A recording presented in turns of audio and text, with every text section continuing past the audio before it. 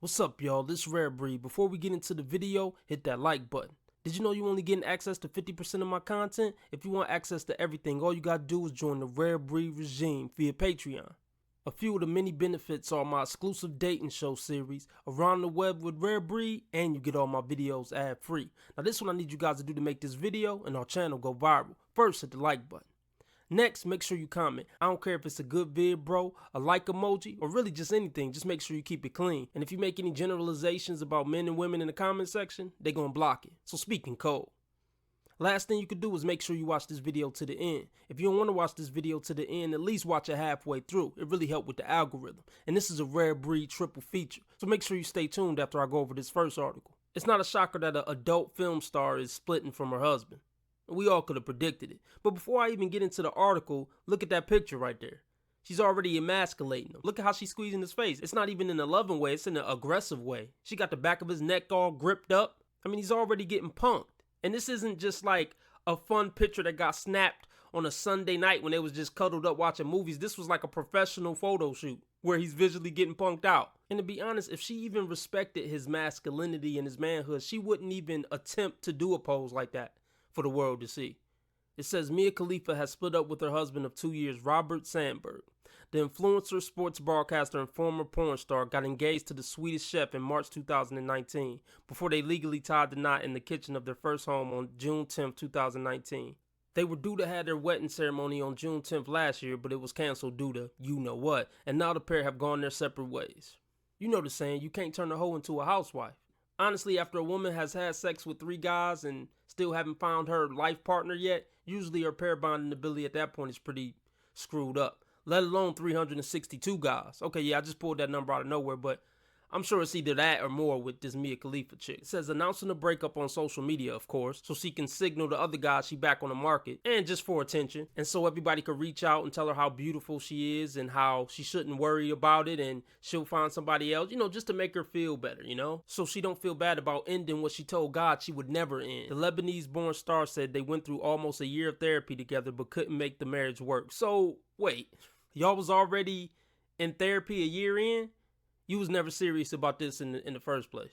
Y'all must have been having problems from the jump. Why did you get married? I know why you got married, for the illusion of it. Not to actually stay with this man and work it out through thick and thin.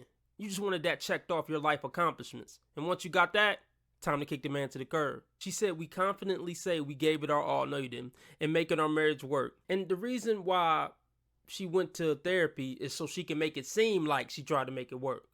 Never go to therapy, fellas. Once she's suggesting therapy, she probably already sucking another D. And she just going through the motions now to make it seem like she care. Once you get to a point where another person got to tell y'all how to make your relationship work, it's probably over with. We will always love and respect each other because we know that not one isolated incident caused our split, but rather a culmination of unresolvable fundamental differences that no one can blame the other for. Anytime a woman talks like this about a breakup, she was to blame. Because if it was something that he did, she would have made it very clear. He cheated on me. He was abusive. He was controlling. Yada, yada, yada, yada. Anytime a woman is explaining a breakup in a very neutral way, it was something she did. It was her fault. Okay, I'm going to go over another video next. But let me know what you guys think those fundamental differences were in the comment section that led to them splitting up. This next video is titled 5 Manipulative Ways Guys Try to Control You. Let's get into it. Hey guys, so I'm back today. I'm going to be telling you 5 manipulative ways guys try to control you.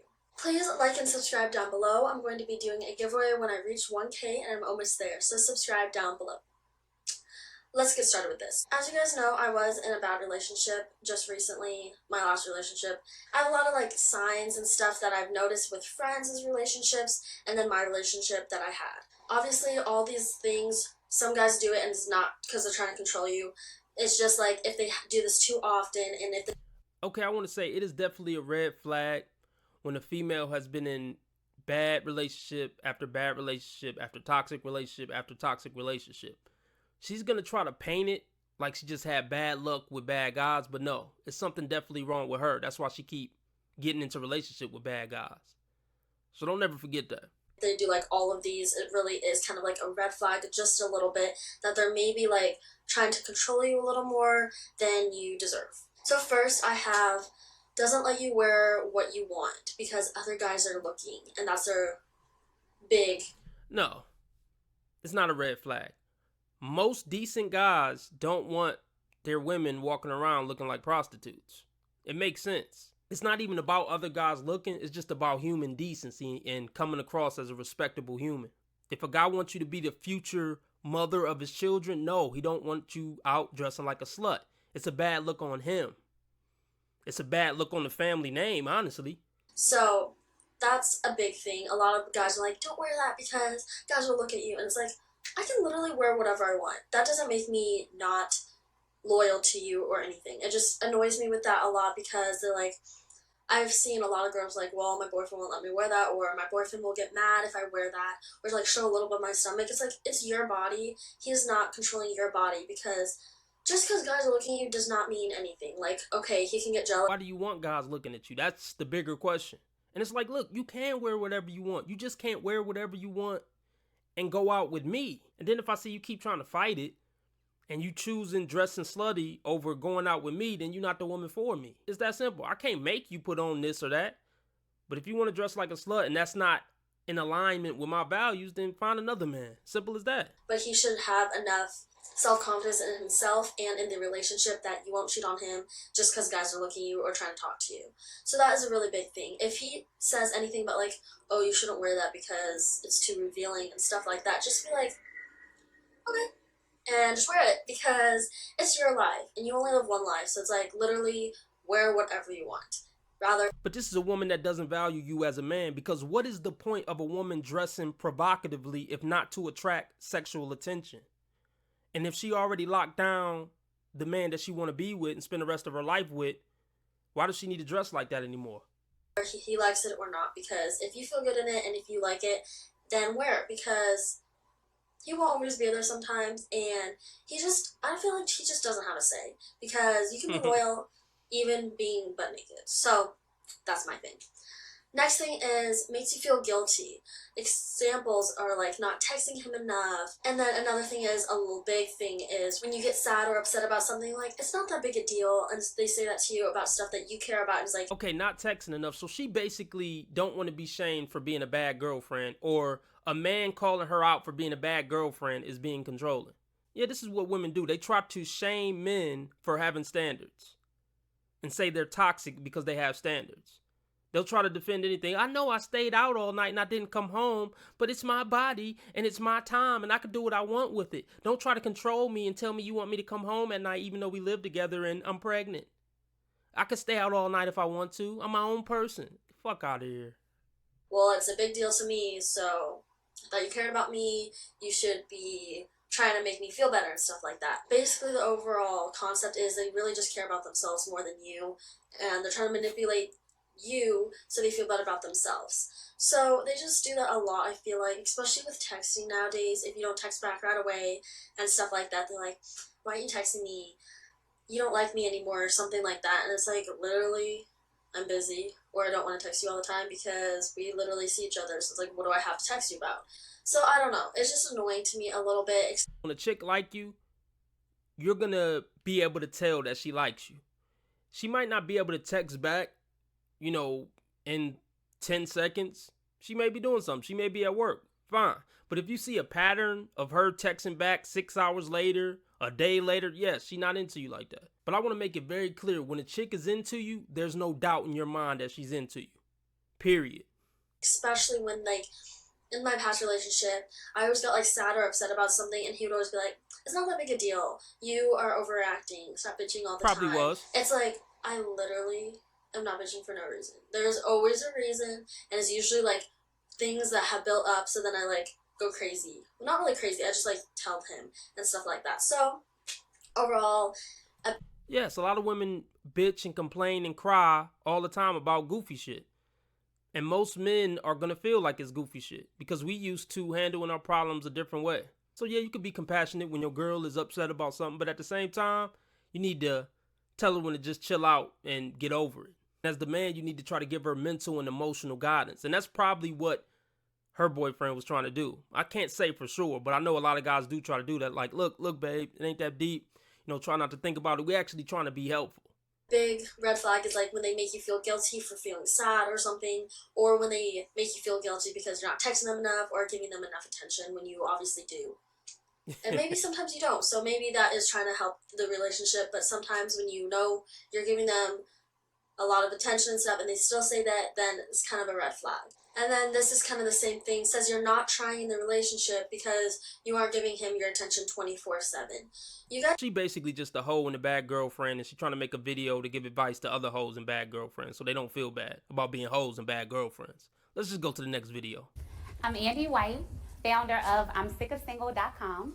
And before I get started, I want all of my independent women to make some noise. I see y'all, I hear y'all, and today I'm going to teach y'all how to find Mr. Right. Because we're not... Never, ever, ever take advice from a woman on dating. Ladies, if there's any ladies listening, please don't ever take dating advice from a woman. And I didn't see any ring on her finger. That's the first question you should ask if you even consider, which you shouldn't, taking advice from a woman about your dating life. Like, where's your ring? How long have you been married? If you were going to take advice from a woman, it would be from a woman who's been married for 50 years happily. Not some old single thot who just tired of getting pumped and dumped and now she feel like she came up with some magical philosophy on how to get a man. Well, if it's so magical, why haven't you used it to get a husband? Those are the type of questions you need to ask. We're not taught that. As women, we are taught one universal thing about dating, and that is to wait. Wait for the man to approach you. Wait for the man to ask you for your number. And wait for the man to ask you on a date. And do you know what that truly teaches women?